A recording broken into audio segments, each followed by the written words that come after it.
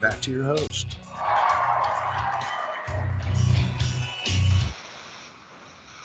All right, it's 4 p.m. here in the UK. It's 11 a.m. in the States. I've had a strange week. You're listening to Free Association.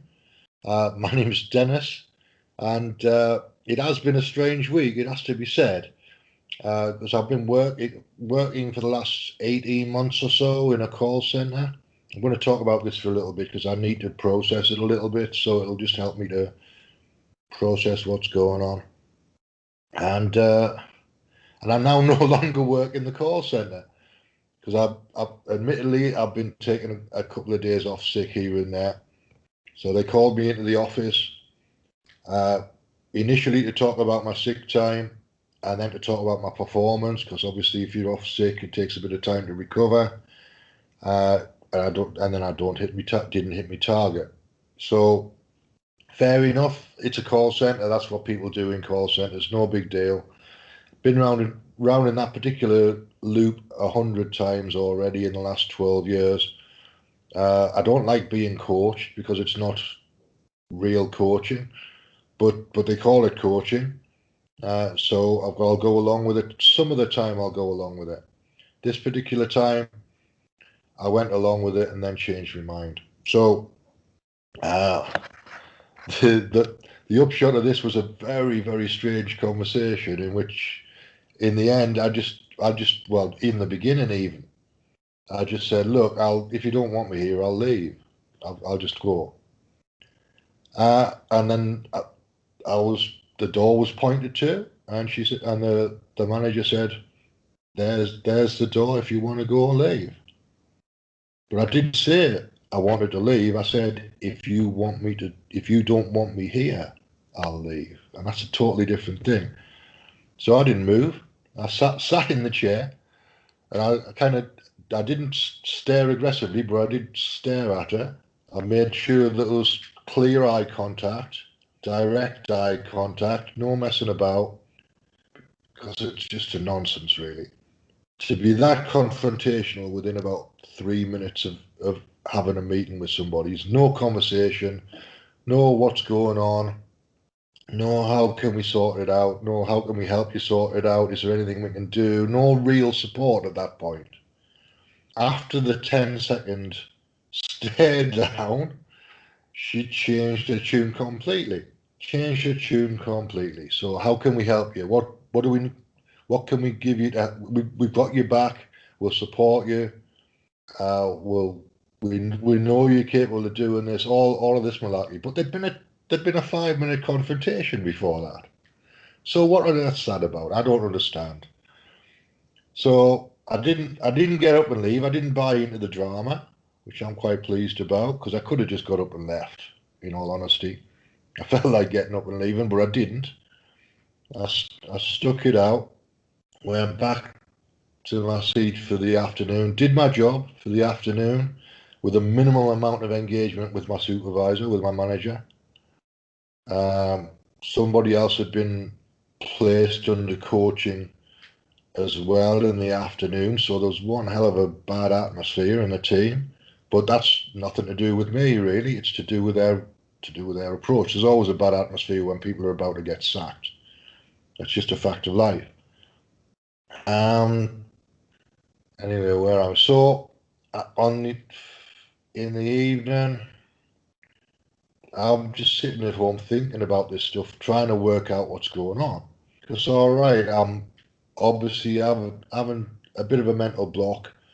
It turns into something physical. I take a couple of days off work, try and sort my head out, try and clear the physical stuff, and then I go back to work and I do my best to get on with it. And nobody's questioning my work rate, nobody's questioning my attitude, except that they are, because they're suspicious of the time off.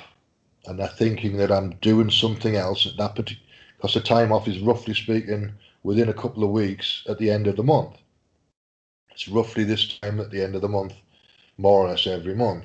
And that's just a coincidence. It's not conscious, I guarantee that. But they're suspicious. So it's their suspicion that's created the situation. It's not my time off.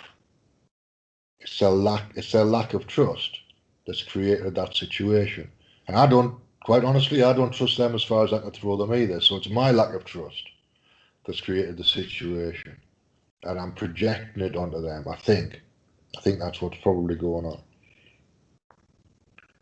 So anyway, I can't sleep. I really just couldn't sleep. So I'm I'm not in a bed. I'm laid on the sofa, trying to get to sleep. 3 o'clock in the morning. My nervous system's on fire. I'm feeling the anxiety, wondering wondering what to do, because it's like 3 o'clock in the morning. I've got to be at work for 9 o'clock the next morning. There's not a chance of me turning in and doing a good job. So I'm going to get pulled into the office for that as well anyway. So in the end, that makes a decision for me. So I sent him a message just saying, look, it's best if I leave. It's best if I leave. And there's not much you can do about that. It's a bit of a roller coaster ride, but it is what it is ultimately. If it turns into a roller coaster ride and there's not much you can do about it, you're better off just letting it go and finding something else to do, which is what I've done. So I've reached out to somebody I used to work with in a similar business, and they've got a door canvassing job that they want me to do. They want me to go in and talk to them next week. So I'm going to do that. So it's not the end of the world. The anxiety was what pushed me out the door, but the anxiety was from trying to figure out what to do. It's trying to figure out what decision to make. So the anxiety, the fact that I was trying to make a decision, forced me into making a decision. I think that's what happened. I don't know. And forced me into leaving. If I wasn't anxious, I would have got in for 9 o'clock, gone through the whole coaching routine probably. Maybe lasted till next week. Maybe lasted a couple of weeks. Maybe it lasted till the last day or the last couple of hours that I'm supposed to produce a target.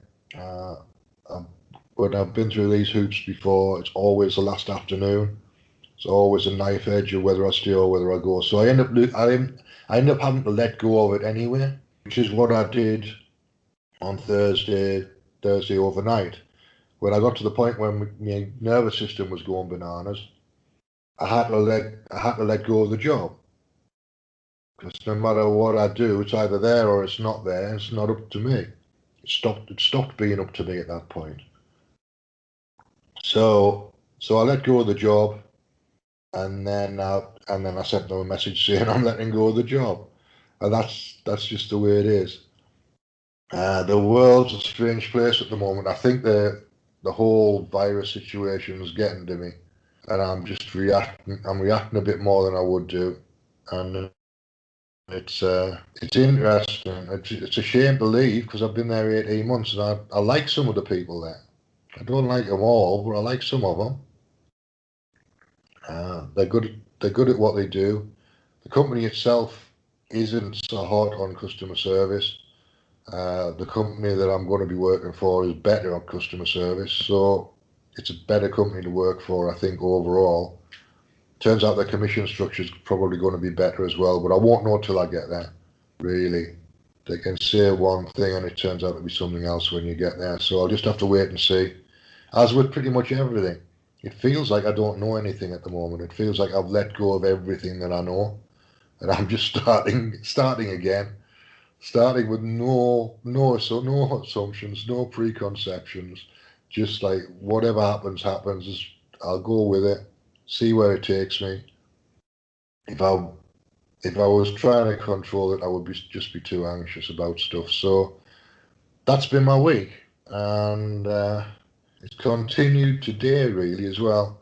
I've just been in a philosophy group, and it turned into a confrontation. It turned into a big personal confrontation, which it does sometimes, but this was from the beginning of the group. And we had a new member, and a couple of the existing members were going backwards and forwards between themselves about basically about what is philosophy is always the underlying question. But the way this group works is embodied philosophy to some extent. So it's metaphysics, but it's metaphysics with an inbuilt tension to it, because it's from a universal perspective and from a human perspective, and we're trying to marry the two together. So what it turned into is an encounter group disguised as a philosophy group, or a philosophy group disguised as an encounter group, because the tension's always there.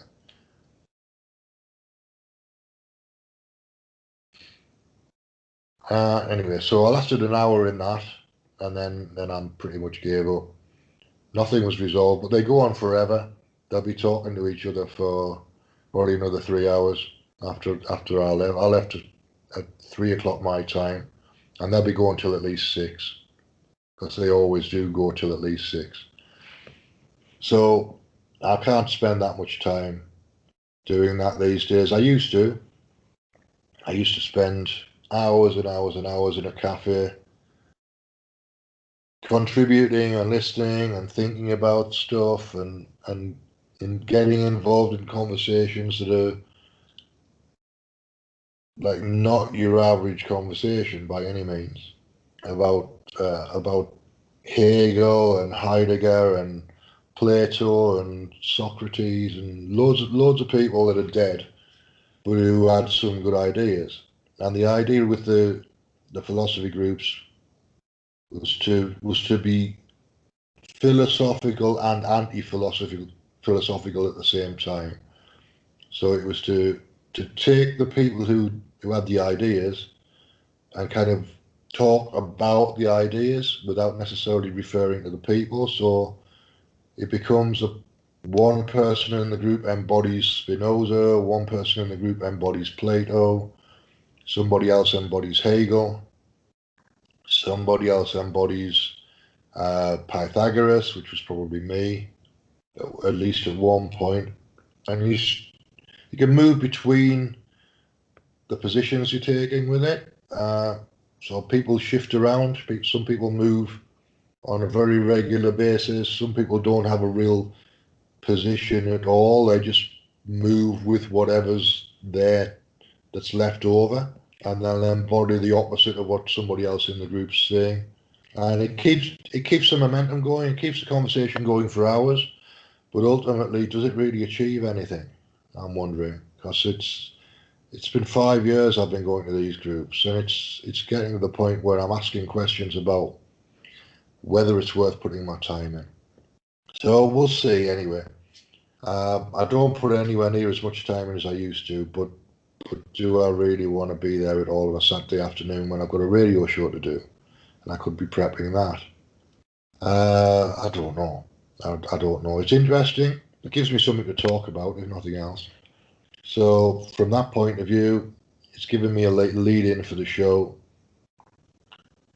and yeah, we'll see where we go from there. I was talking to Boy Solomon in the chat room at Revolution Radio, which is revolution.radio. If you want to come along and participate in the conversation, the station's listener supported, so there's a place there to make a donation if you want to as well. If you're enjoying what you're hearing, if you want to support the studios, we're all volunteers, so you're supporting basically the bandwidth and the storage and all the tech stuff that goes on behind the scenes, because everybody's a volunteer. Anyway, I was talking to sorry, I forgot what I was going to say. I was talking to Boy Solomon, and he's given me some links for numerology sites, so I'm going to take a look at that.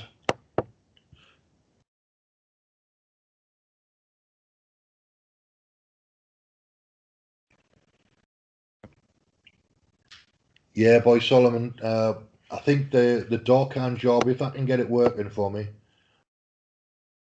it'll do me good, because I put some weight on during lockdown, and I feel like I need to lose that a little bit as well. So getting some fresh air in my lungs and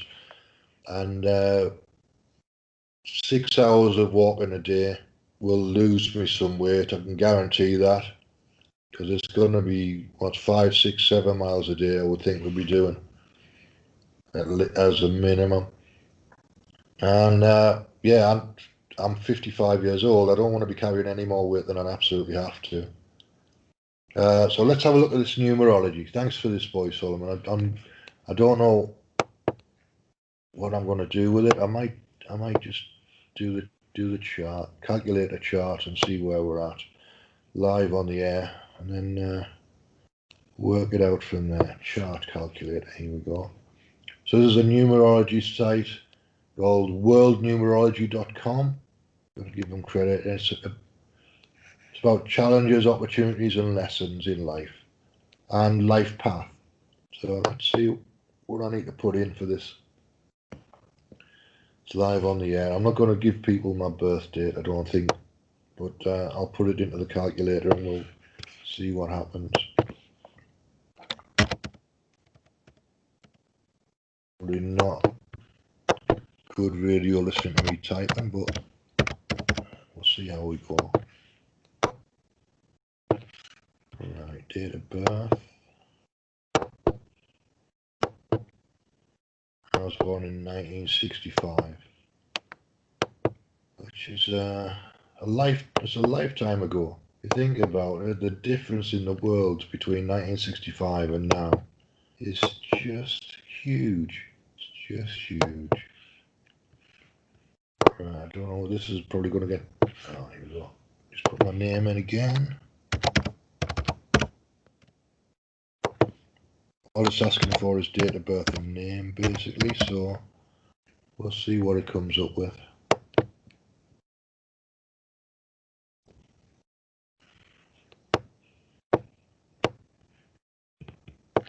Right. And we're at expression 12/3. Heart's desire 11. Personality 2810/1. 28/10/1. Heart's desires personality bridge is number 1. Life path is 15/6. Birthday is 21/3. See, this doesn't mean anything unless you've got the interpretation, does it?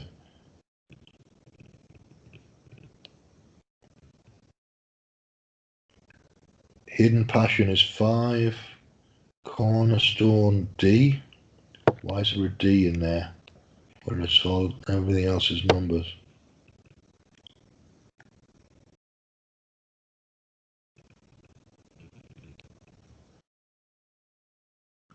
Physical transit for age 55 and 56 is number 1. Spiritual transit for 55 is R. Spiritual transit for 56 is B. Alright, I wish I knew what this meant.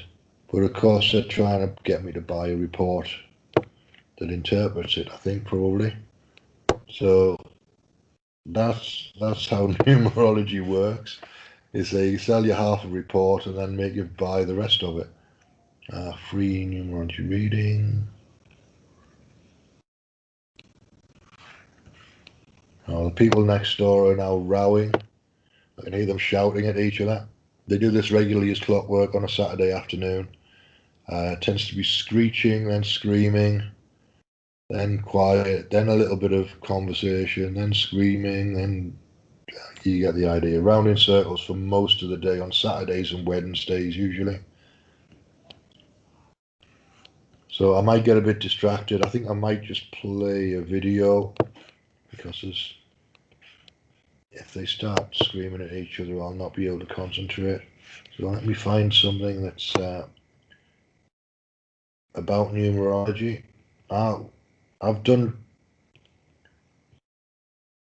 I did something a few years ago, which was a careers meeting with somebody who was a professional careers advisor, and she told me to do an Enneagram test. So Enneagram is a personality test, basically.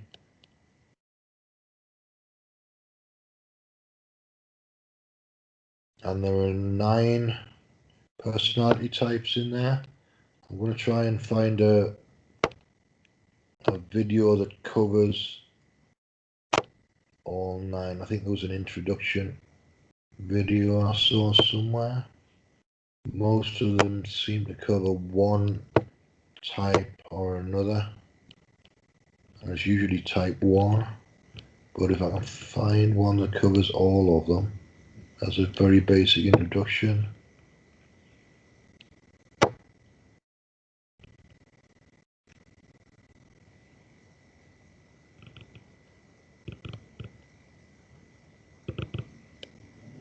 Right, excuse me just a second, because I saw one. I'm sure I saw one. Everything's about right.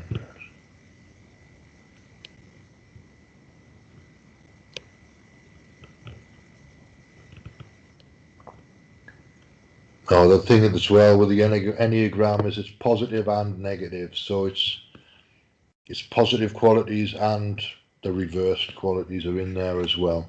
So in that sense, it's similar to astrology, but obviously calculated in a different way.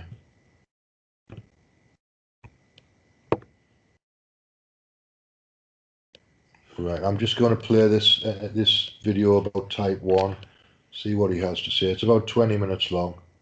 Let me know if you can't hear it in the chat room. I've shared the screen, but sometimes I have to do it twice, so let me know if you can't hear anything.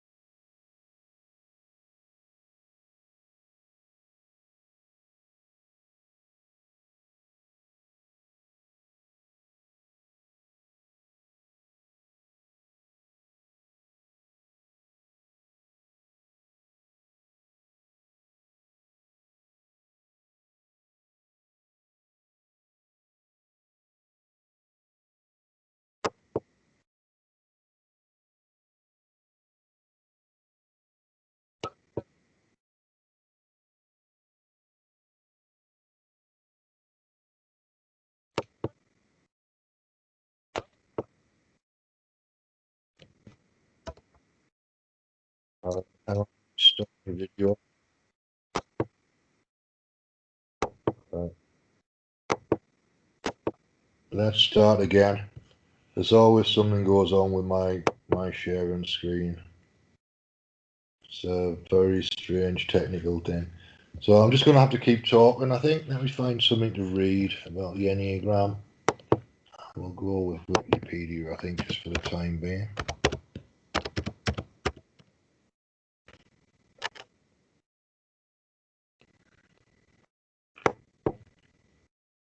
And I'll just read what they have to say about the Enneagram personality test. Enneagram of personality. There seems to be several different versions of this, so I'm going to go with Enneagram of personality to begin with.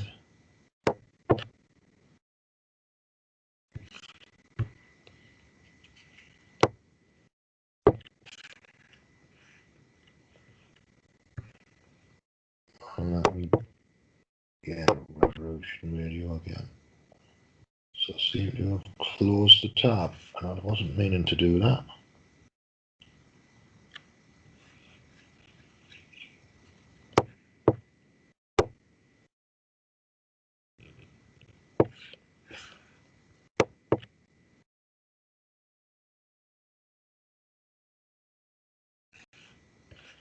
Alright, as is always the case, minor technical issues, but we'll get there. Right, I'm going to read a little bit of This is Wikipedia on the Enneagram of personality, or simply the Enneagram. Enneam means 9, and gramma means something written or drawn. So it's a model of the human psyche, which is principally understood and taught as a typology of 9 interconnected personality types.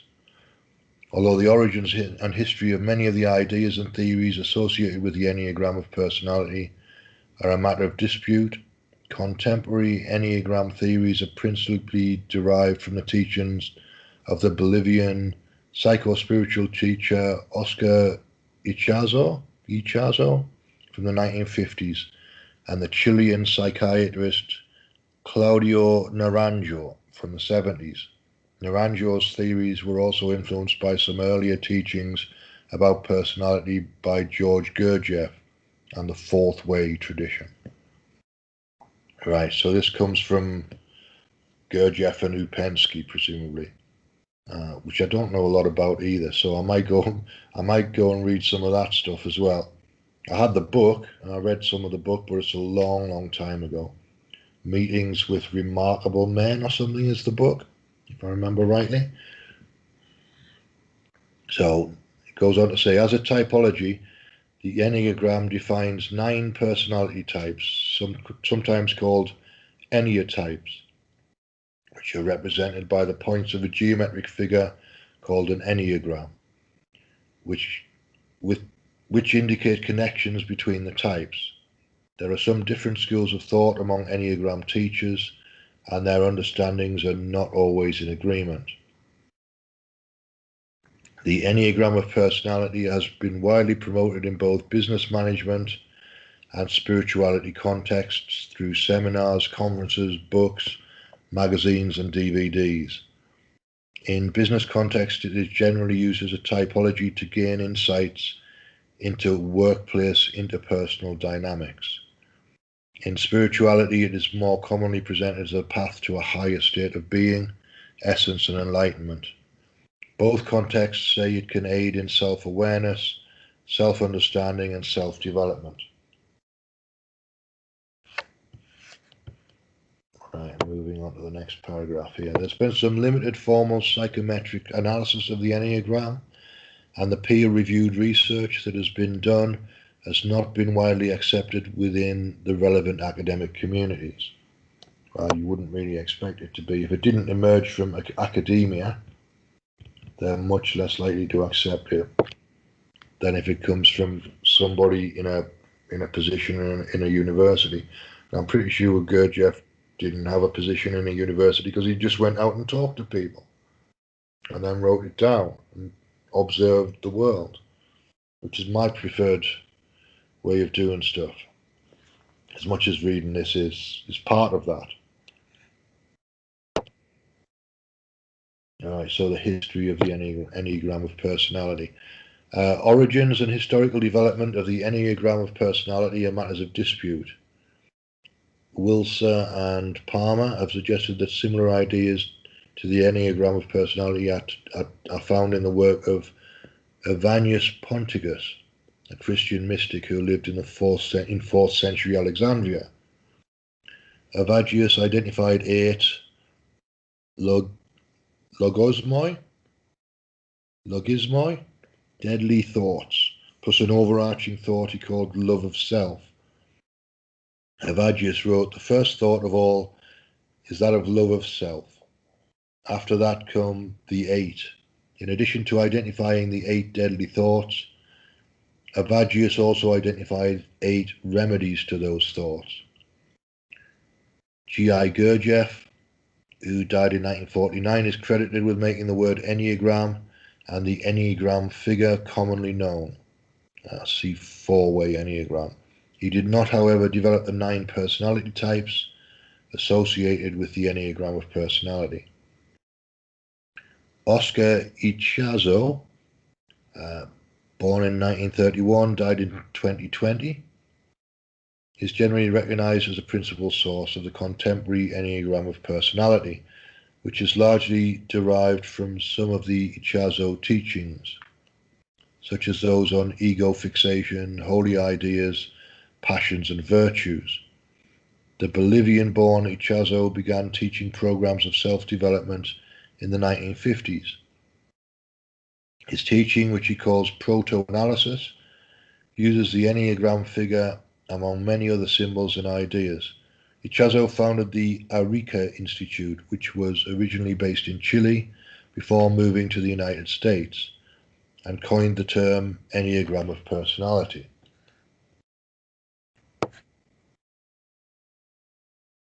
Claudio Nagiano, let's talk about him for a moment or two.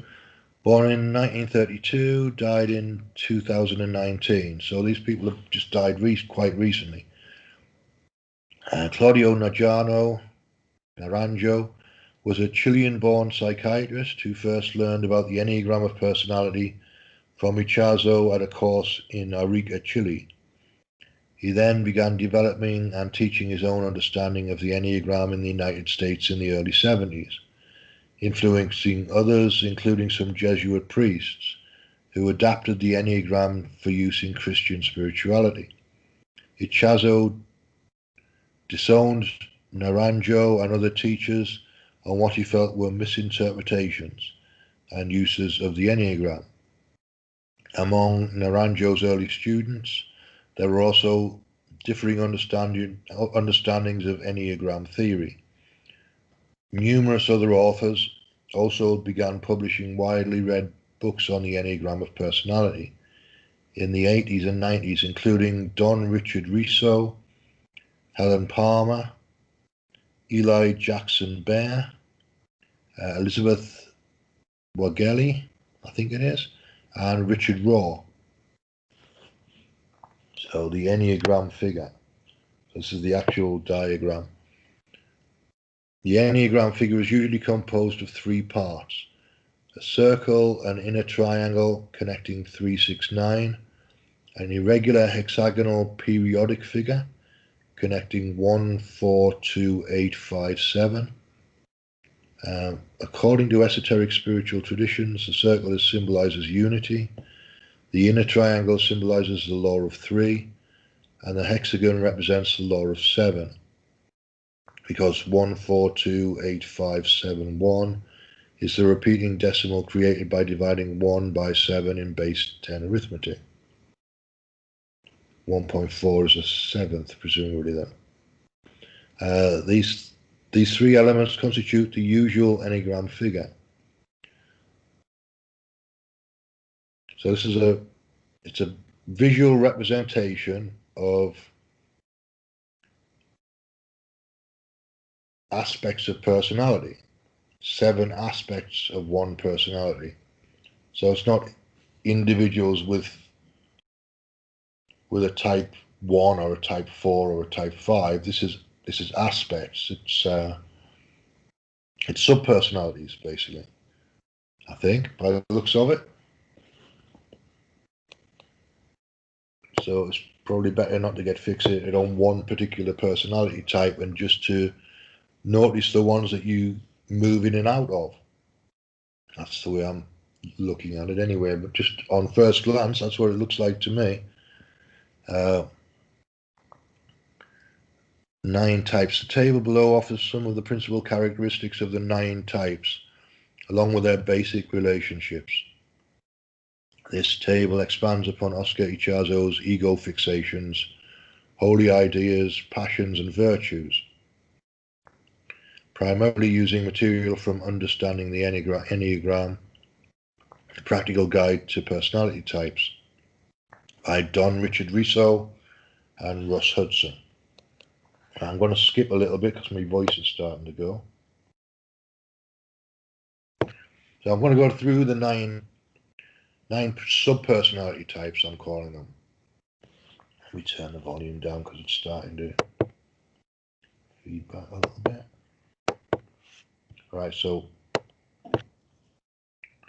sub-personality type 1, the reformer, the perfectionist,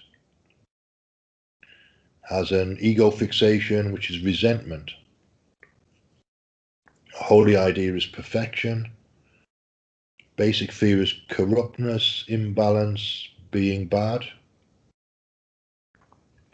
Basic desire is goodness, integrity, and balance. Temptation is hypocrisy and being hypercritical. The vice associated with subpersonality type 1 is anger. The virtue associated with that personality type is serenity. And then we've got stress, integration, security, stress, disintegration, security, integration, and some numbers associated with it, which I don't understand at the moment. So personality type 2 is helper or a giver. The ego fixation is flattery, giving to get praise, basically, or giving praise to feel wanted, to feel loved. Holy idea is freedom and will. So Rev Radio is based on freedom, so there must be a lot of type 2 personalities in Rev Radio, I would imagine. Basic fear is being unloved. Basic desire to feel love. Temptation is to deny own needs and to manipulate. The vice is pride. Virtue associated with this one is humility. Now let's move down to number 3 now. Again, this is all sub-personality types, by the looks of it.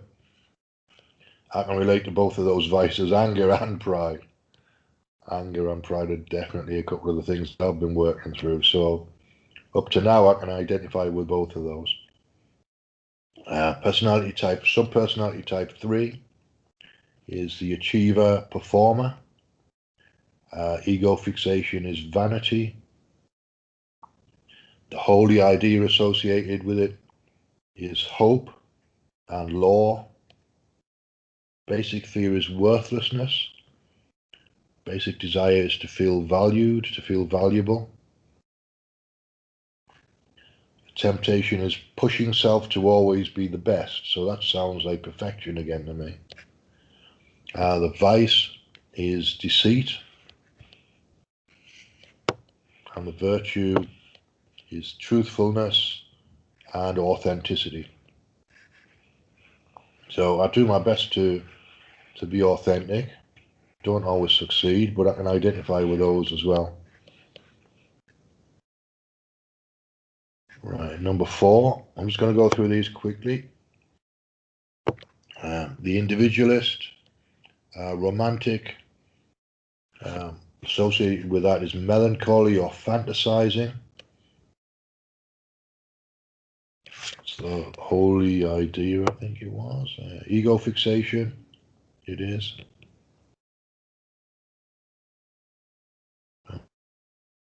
Number 4. So ego fixation is melancholy. Holy idea is origin. The issues being associated there are having no identity or significance. And the basic desire is to be uniquely themselves. Temptation to overuse imagination in search of self. Well, I could be accused of doing that.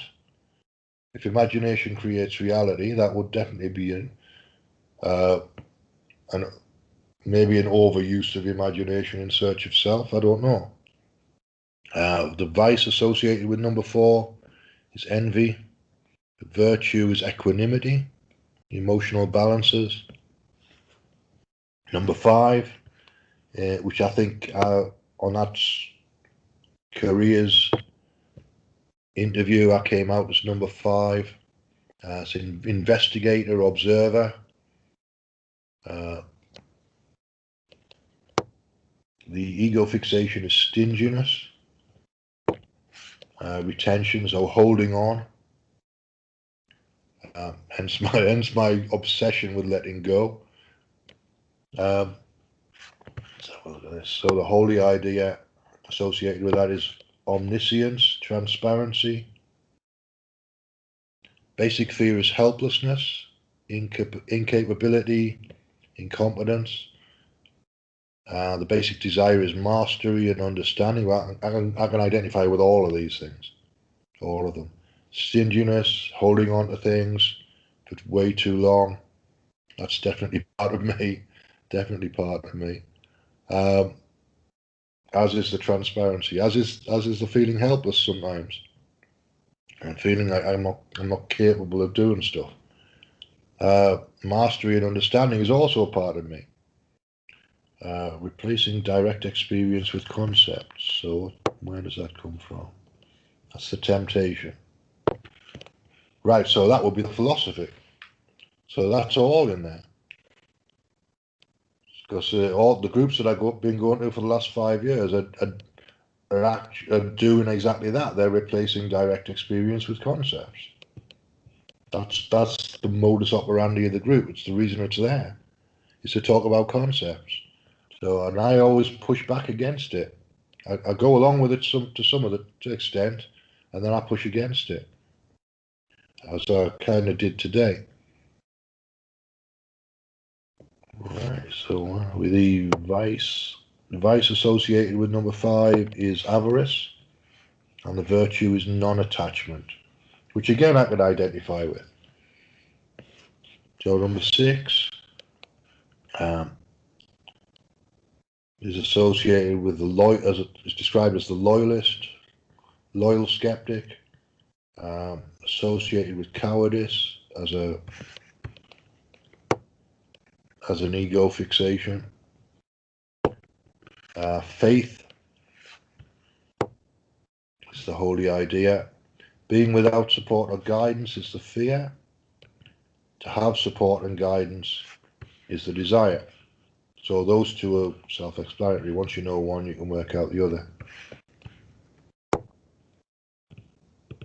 The temptation for number 6, indecision, doubt, seeking reassurance. The vice is fear, and the virtue is courage. So again, I can identify with quite a lot of this. Certainly the fear is something I've been dealing with for a long time. Not so much now, I've let go of most of it.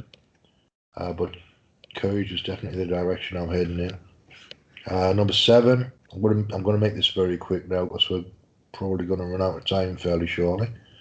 The personality type is enthusiast. I can't remember what that was now. The ego fixation is planning, too much planning.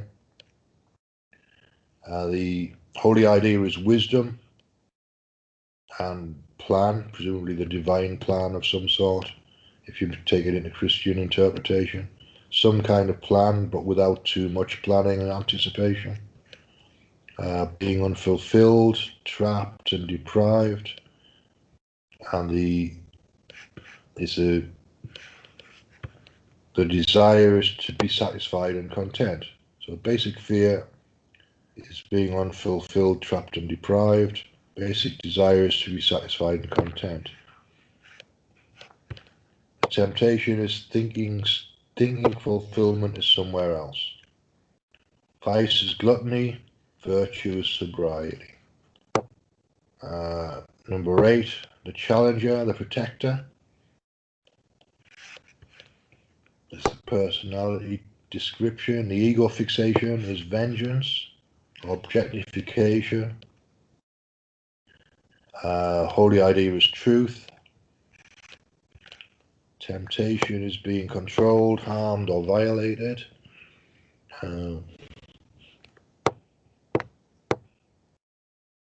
No, that's basic fear, isn't it? Being controlled, harmed, or violated. Basic desire, self-protection. Temptation, thinking they're completely self-sufficient. So again, I can associate with truth, not so much vengeance, although there are occasional thoughts that go in that direction. So the vice is lust or forcefulness, and the virtue is innocence. Number 9, the personality type is a peacemaker or mediator.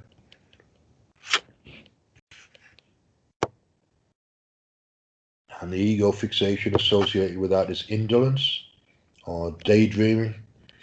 Holy idea is love. What are we next? The basic fear is loss, fragmentation, or separation.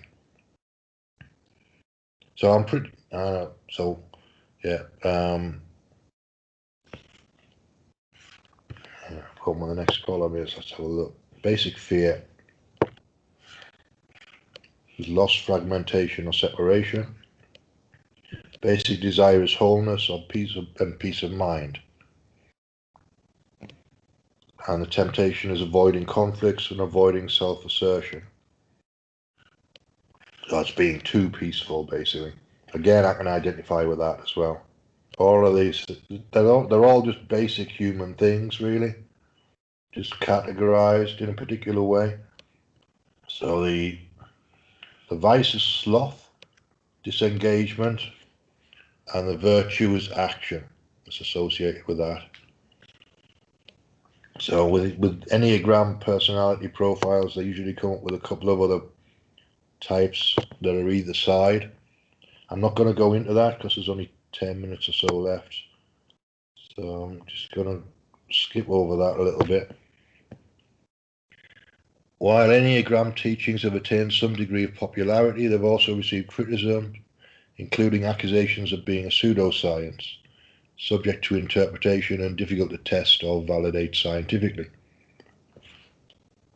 An assessment method of no demonstrated reliability of validity is the quote. Scientific skeptic Robert Todd Carroll included the Enneagram in a list of pseudoscientific theories that can't be tested because they're so vague and malleable that anything relevant can be shoehorned to fit the theory. And I agree with that because I can identify with all of them. But that doesn't mean it has no validity. It just means that it's a subpersonality type, not a personality type, really. So I would look at it as a holistic thing rather than an individualistic thing.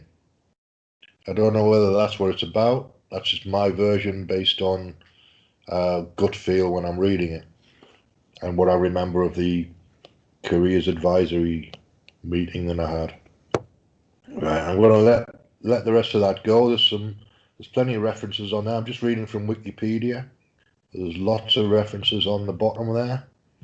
So if anybody wants to follow that up. And there are online Enneagram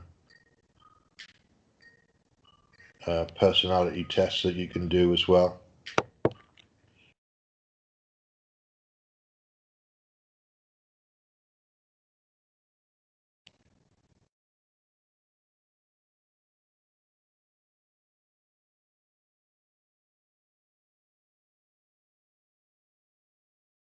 Right, I hope people heard what I was saying there. So I've been talking for ages without really looking at the chat room.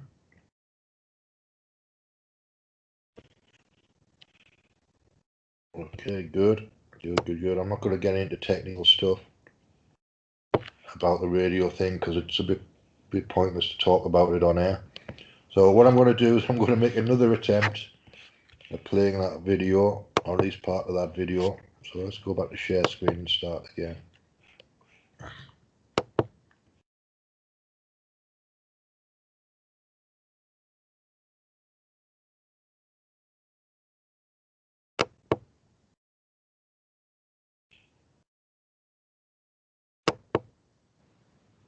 Right, and back to there, then YouTube.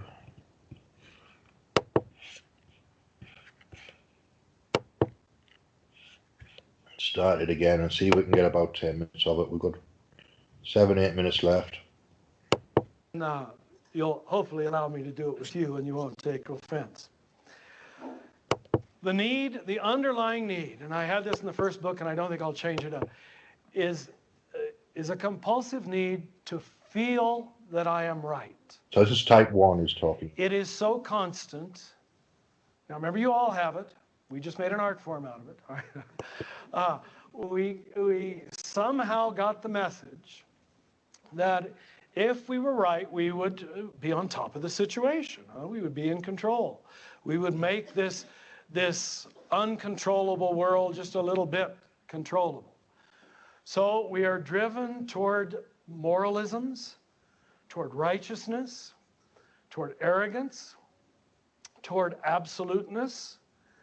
I am right is what we're always saying. And we work so hard to be right. We tried as little boys, as I did, to please my very demanding mother. And I'm not blaming her for it. I was her favorite. But still, she was a very demanding 8. And I knew the only way I'd keep her love was being a good little right boy and never making any mistakes. Well, it worked. That's why I became her favorite. I'm sure the others caused trouble, but I didn't. I'm not saying in each case that's going to apply, that you got it from your parents, but I'm saying it was a piece of it, I think, for me. Not just I am right, but I am good. It takes such a moral tone. That's why it's crucially important that somewhere in the middle of life's journey, a one see that they're not good. We almost have to sin. We just have, and sin boldly, It's no surprise that came from Martin Luther, because Martin Luther was a one, a classic one, a reformer. We're always trying to reform everything, starting with ourselves. We're picking on ourselves constantly. Our animal symbol is the barking dog, We're just barking at ourselves. Richard, you should work harder. Richard, you should do it better.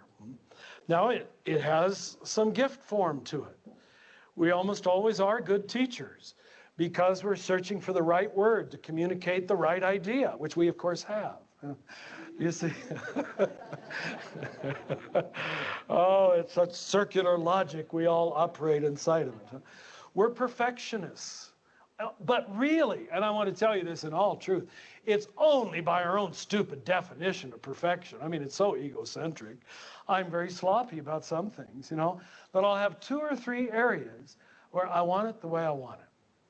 I don't know where it comes from, but it gives me untold happiness when it's that way. I don't know why. It's just, when my wastebaskets are emptied, I was emptying them at the resource center yesterday. It's a better world, Right, that's a guy talking about Enneagram Type 1, and he's going to go on for a while, so I'm going to stop that there. I'll just tell you where you can find me on the internet. We've got 3 or 4 minutes left. So on Twitter, my name is Dennis Barker. It's Dennis with 2 N's. There's a radio station set up at radioprojects.co.uk. The radio show website for this particular radio show is at freeassociationradioshow.com. The Reiki site that I've had for a while is ReikiMasterInitiation.com. There's a site about Neville Goddard and creating reality. It's called imaginationcreatesreality.live. And I've also got cancercuremastermindgroup.com. There's quite a few things. I've got lots of plates spinning, as I normally have. If you follow me on Twitter, you'll get updates from the radio station and all the research that I do for the show. I'll post on freeassociationradioshow.com, so that at least there's a record of that there. I'm still investigating hypnosis and NLP, and if I can find a good NLP online course, I might end up doing that. I haven't decided yet, and it depends how this new job goes, or if it goes next week. So I've got time on my hands at the moment, so I'm just going to record some material for the radio station and maybe pre-record some material for this show that I can fall back on if my voice starts to go, because it does tend to start to go after 45 minutes. I can feel it starting to go. But you're listening to revolution.radio, freedomslips.com. If you want to join the conversation in the chat room, you're welcome to come along there. You can help us out if you so desire with a $5 or $10 or $5 a month or $10 a month, whatever you choose. It's a listener supported enterprise, 2 studios running 24 hours a day. So it's all run by volunteers. So we do need your support in terms of money or in terms of sharing the station with people or making suggestions in the chat room or sharing resources in the chat room. It doesn't all have to be money. Sometimes just sharing a good link is enough, and engaging in the conversation in the chat room is supporting the radio show. So it doesn't always have to be money. It can just be just a general sense of support that you're sharing with people. So that's it for me. I'll see you again next week, same time. Thanks for being here. Thanks for listening. Thanks for the support in the chat room. I appreciate that. I'll see you next week.